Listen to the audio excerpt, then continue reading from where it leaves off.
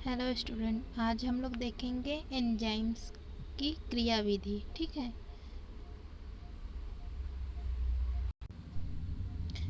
Mechanism of enzyme action. ठीक है।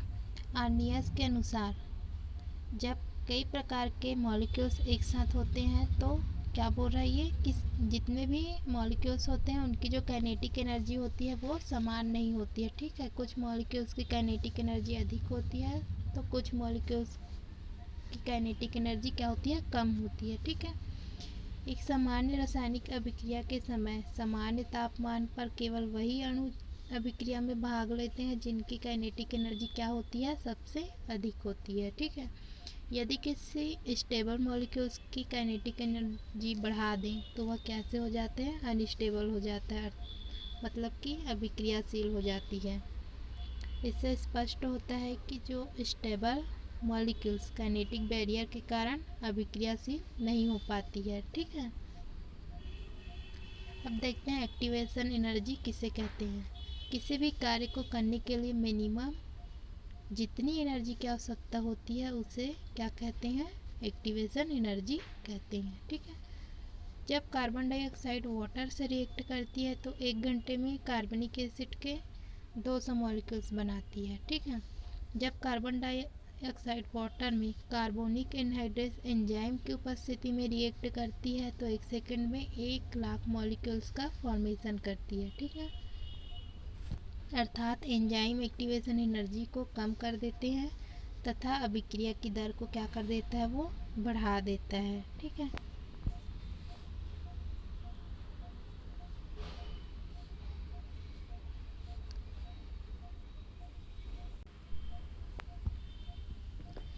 High temperature पर किसी रासायनिक अभिक्रिया की गति क्या हो जाती है, तेज हो जाती है, क्योंकि तापमान में वृद्धि होने से एक्टिव मॉलिक्यूल्स की संख्या में भी क्या हो जाती है, वृद्धि होती है। ठीक है। इसका मुख्य कारण क्या होता है, तापमान में वृद्धि होने से अणुओं की गति क्या हो जाती है, तेज हो जाती है और अणुओं में टक्कर का तीव्र गति से होना है।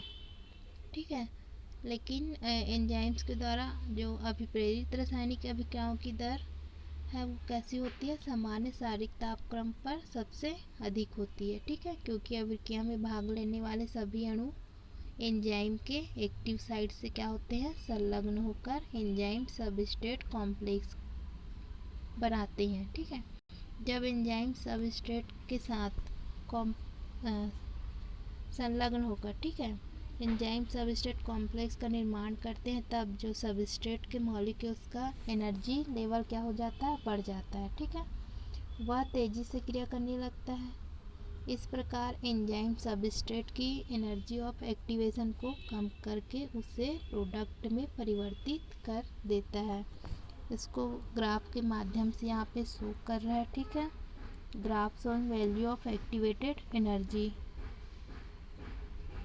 एक साइड हमारा एनर्जी ऑफ सिस्टम, ठीक है, काइनेटिक एनर्जी को शो कर रहा है। उसमें हमको 2 ग्राफ दिखाई दे रहे हैं जिसमें कि सबस्ट्रेट और दूसरा नीचे की ओर आ रहा है वो हमारा क्या है, प्रोडक्ट है। ठीक है। ये हमारा क्या है, सबस्ट्रेट है और ये हमारा क्या है, प्रोडक्ट है। सबस्ट्रेट का हाई लेवल उसको क्या बोल रहे हैं हम लोग, ट्रांजिशन साइट कह रहे हैं। ठीक है। और एक जो हमारा वो छोटा वाला ग्राफ है ये। ठीक है। इन दोनों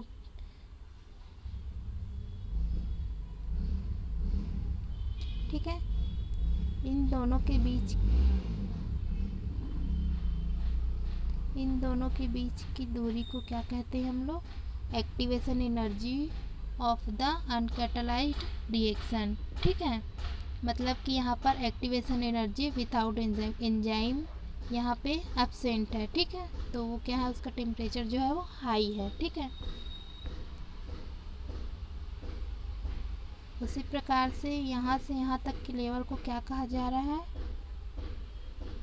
activation energy in the presence of an enzyme. यहाँ पर एंजाइम की उपस्थिति में, ठीक है, एक्टिवेशन एनर्जी को शो कर रहा है। ठीक है। ये हमारा ग्राफ है किसका, एक्टिवेशन एनर्जी का। फिर देखते हैं mode of enzyme action, enzyme की क्रियाविधि। ठीक है। एंजाइम्स की क्रिया प्रणाली को समझाने के लिए निम्नलिखित हाइपोथेसिस दी गई है। इसमें से सबसे पहला है हमारा लॉक एंड की हाइपोथेसिस या ताला कुंजी परिकल्पना। ठीक है, एंजाइम की क्रियाविधि की इस परिकल्पना को किसने दिया था? फिशर नामक वैज्ञानिक ने 1898 में। ठीक है, इनके अनुसार प्रत्येक एंजाइम्स में कुछ एक्टिव साइट होते हैं, ठीक है, जो कि लॉक की भांति कार्य करता है। जिस प्रकार से एक जो ताला एक विशिष्ट चाबी के द्वारा खोला जाता है, उसी प्रकार एक विशिष्ट एंजाइम्स, ठीक है, एक विशिष्ट सबस्ट्रेट पर ही क्या करता है? क्रिया करता है। ठीक है, इस क्रिया में सबस्ट्रेट का मॉलिक्यूल्स चाबी की भांति एंजाइम के एक्टिव साइट से जुड़कर क्या बनाता है? एंजाइम सबस्ट्रेट कॉम्प्लेक्स का फॉर्मेशन करता है। ठीक है, और प्रक्रिया के पूर्ण होने के पश्चात सबस्ट्रेट प्रोडक्ट में क्या हो जाता है? परिवर्तित हो जाता है, जैसा कि डायग्राम में दिखाया जा रहा है। ये हमारा क्या है? एंजाइम्स मॉलिक्यूल है, और ये हमारा क्या है? सबस्ट्रेट मॉलिक्यूल है। ठीक है, एंजाइम्स मॉलिक्यूल्स में हमको दो एक्टिव साइट दिखाई दे रहे हैं। इसमें क्या होता है? ये जब दोनों आपस में पास आ जाते हैं तो क्या बनाते हैं? ये एंजाइम सबस्ट्रेट कॉम्प्लेक्स का फॉर्मेशन करता है। ठीक है,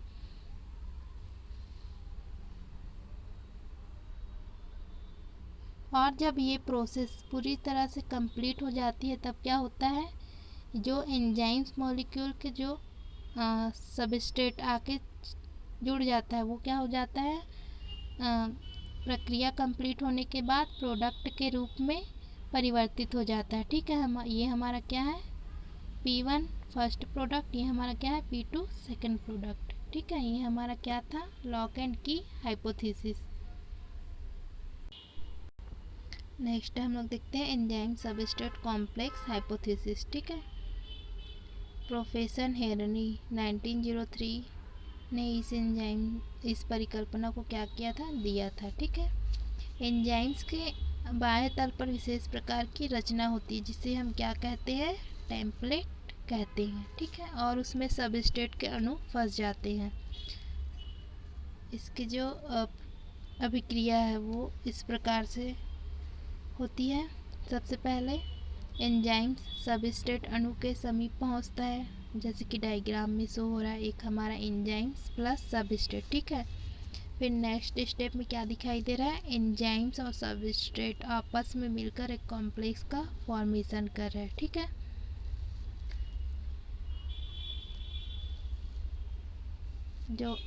ठीक है, उसके बाद क्या होता है? एंजाइम सबस्ट्रेट मॉलिक्यूल्स अधिक एक्टिवेटेड हो जाता है। ठीक है, उसके बाद जल के साथ क्रिया कर एंजाइम सबस्ट्रेट से क्या हो जाता है? अलग हो जाता है, और दूसरे मॉलिक्यूल से संपर्क स्थापित करके इस क्रिया को वो आगे बढ़ाता है। ठीक है, ये हमारा क्या था? Enzyme substrate complex hypothesis. Next हम लोग देखते हैं कोसलैंड की इंड्यूस्ड फीड हाइपोथेसिस। कोसलैंड 1959 के अनुसार, ठीक है, एंजाइम्स क्रियाशीलता के समय सर्वप्रथम सबस्ट्रेट के मॉलिक्यूल्स के क्या आते हैं? संपर्क में आते हैं। ठीक है, आते ही उसके बाद एंजाइम्स की 3 डायमेंशनल स्ट्रक्चर में परिवर्तन हो जाता है। क्या बोल रहा है? एंजाइम्स एक क्रियाशीलता के समय, ठीक है, एंजाइम जब एक्टिव होते हैं तब वो क्या करता है? सबसे पहले सबस्ट्रेट के मॉलिक्यूल्स के संपर्क में आती हैं। ठीक है, जिसके कारण जो एंजाइम्स होती हैं उसके स्ट्रक्चर में परिवर्तन हो जाता है। वो कैसे दिखाई देता है? हमको 3 डायमेंशनल में दिखाई देता है। ठीक है, इसके पश्चात सबस्ट्रेट का मॉलिक्यूल्स एंजाइम के किस में अटैच हो जाता है? एक्टिव साइट से अटैच हो जाता है। सबस्ट्रेट के अटैच होते ही एंजाइम्स की क्रिया क्या हो जाती है? प्रारंभ हो जाती है। ठीक है, और इन प्रोडक्ट का फॉर्मेशन होता है। एंजाइम्स की ज्यामितीय संरचना में पुनः परिवर्तन होता है, जिसके फलस्वरूप इन प्रोडक्ट एंजाइम्स के क्या हो जाता है? अलग हो जाता है। ठीक है, जैसे कि डायग्राम में शो हो रहा है। फिर देखते हैं एंजाइम्स क्रिया का संदमन या इनहिबिशन ऑफ एंजाइम एक्शन। कुछ ऐसे पदार्थ भी प्रकृति में पाए जाते हैं जो एंजाइम्स की सक्रियता को कम करता है या समाप्त कर देता है। ठीक है, इसे हम क्या कहते हैं? एंजाइम इनहिबिटर कहते हैं। यह प्रक्रिया एंजाइम इनहिबिशन कहलाती है। ठीक है, इसको 4 प्रमुख टाइप्स में डिवाइड किया गया है। सबसे पहला है हमारा कॉम्पिटिटिव इनहिबिटर्स। ठीक है, ऐसे यौगिक जो कि एंजाइम्स के एक्टिव साइट से जुड़ने के लिए सबस्ट्रेट मॉलिक्यूल से क्या करता है, कंपटीशन करता है। ठीक है, उन्हें हम क्या कहेंगे, कॉम्पिटिटिव इनहिबिटर कहते हैं। ठीक है, इन यौगिकों की संरचना सबस्ट्रेट के मॉलिक्यूल्स के समान ही होती है, अतः ये एंजाइम्स के एक्टिव साइट से संलग्न होकर एंजाइम इनहिबिटर कॉम्प्लेक्स का निर्माण करते हैं। ठीक है, इस प्रकार एंजाइम्स की क्रियाशीलता क्या हो जाती है, समाप्त हो जाती है।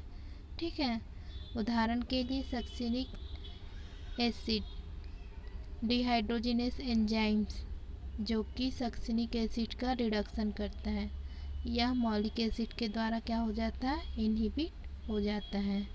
ठीक है, E+S equal ES equal E+P, E+I equal EI लो रिएक्शन। ठीक है, E एंजाइम है यहाँ पे, S सबस्ट्रेट है, I इनहिबिटर है और ES enzyme substrate complex, EI enzyme inhibitor complex और P जो है वो क्या है, हमारा प्रोडक्ट है। ठीक है, इनहिबिटर्स की क्रियाशीलता किसके ऊपर निर्भर करती है, सबस्ट्रेट की सांद्रता पर और इनहिबिटर की सांद्रता पर, सबस्ट्रेट एवं इनहिबिटर की आपेक्षिक बंधुता पर। ठीक है, फिर देखते हैं हम लोग नॉन कॉम्पिटिटिव इनहिबिटर या अप्रतिस्पर्धी निरोधक। इस प्रकार के इनहिबिटर में इनहिबिटर्स ठीक है,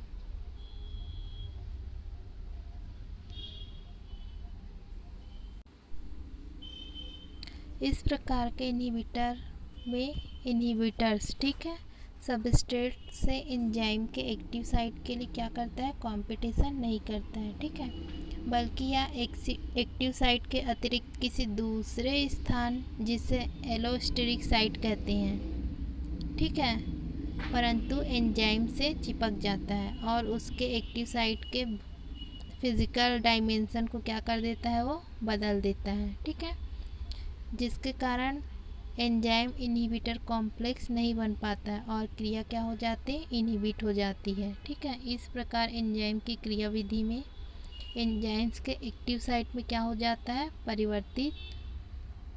परिवर्तन के कारण ही क्या होता है, अवरोध उत्पन्न हो जाता है। ठीक है, इसको हम क्या कहते हैं, अप्रतियोगितात्मक निरोधन कहते हैं। और एंजाइम में होने वाला यह भौतिक परिवर्तन एलोस्टेरिक इंटरेक्शन कहलाता है। ठीक है, जैसे कि डायग्राम में शो हो रहा है। ठीक है, उदाहरण के लिए साइनाइड नामक इनहिबिटर साइटोक्रोम ऑक्सीडेज एंजाइम की क्रिया को क्या करता है, वो इनहिबिट करता है। ठीक है, जिसके कारण वह cytochrome oxidase enzyme substrate molecules के साथ क्रिया नहीं कर पाता है तथा सामान्य कोश की श्वसन नहीं हो पाता है। ठीक है, ये हमारा क्या था, नॉन कॉम्पिटिटिव इनहिबिटर्स। नेक्स्ट हम लोग देखते हैं एलोस्टेरिक समंजन या पुनर्भरण निरोधन अथवा अत्यंत उत्पाद निरोधक, एलोस्टेरिक मॉड्यूलेशन और फीडबैक इनहिबिशन और एंड प्रोडक्ट इनहिबिशन। इस प्रकार के इनहिबिशन में रासायनिक क्रिया के पश्चात उत्पन्न तथा एकत्रित प्रोडक्ट क्रिया के लिए इनहिबिटर का काम करता है। ठीक है, इस प्रकार का इनहिबिशन प्रायः श्रृंखला में होने वाली क्रियाओं में होता है, जिसमें एक क्रिया का प्रोडक्ट दूसरे के लिए सबस्ट्रेट का कार्य करता है। ठीक है, वास्तव में इस प्रकार के इनहिबिटर में प्रोडक्ट एंजाइम की किसी विशेष सतह से जुड़ जाता है और यह बंधन रासायनिक क्रिया को क्या करता है, उत्प्रेरित करने वाले एंजाइम क्रिया को इनहिबिट कर देता है। ठीक है, एग्जाम्पल के लिए ग्लाइकोलिसिस की क्रिया में ग्लूकोज 6 फॉस्फेट हेक्साकाइनेज एंजाइम की क्रिया को क्या करता है, इनहिबिट कर देता है। फिर देखते हैं फैक्टर अफेक्टिंग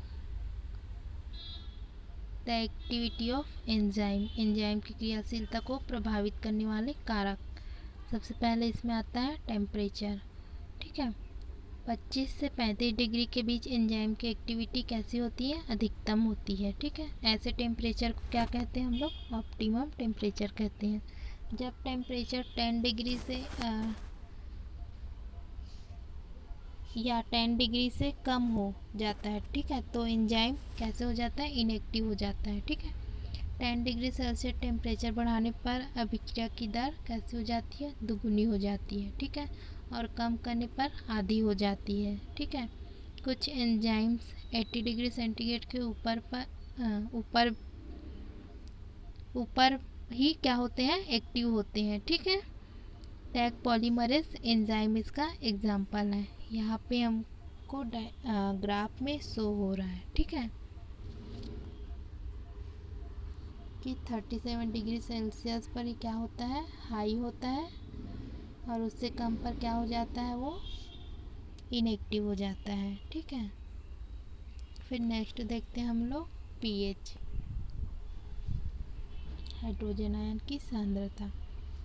6 से 8 पीएच के बीच में अर्थात 7 पीएच पर एंजाइम की क्रियाशीलता कैसी होती है? अधिकतम होती है। ठीक है, ऐसे पीएच को ऑप्टिमम पीएच कहते हैं।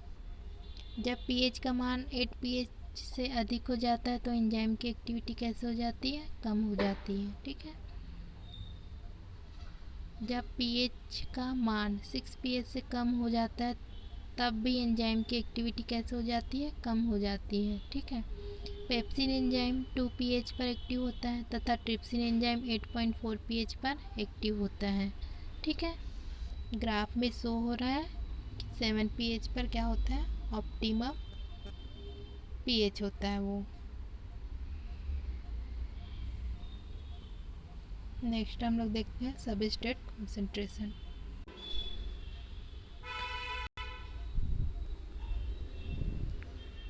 प्रारंभिक समय में सबस्ट्रेट की सांद्रता बढ़ाने पर अभिक्रिया का वेग कैसे होता है? बढ़ता है, किंतु एंजाइम के संतृप्त हो जाने पर अभिक्रिया का वेग कांस्टेंट हो जाता है। ठीक है, तत्पश्चात कम हो जाता है उसका जो वेग होता है वो।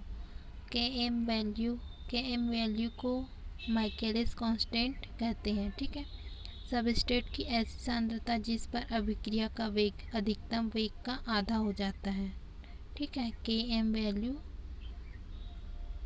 अनुक्रमानुपाती 1/, अभिक्रिया का वेग। ठीक है,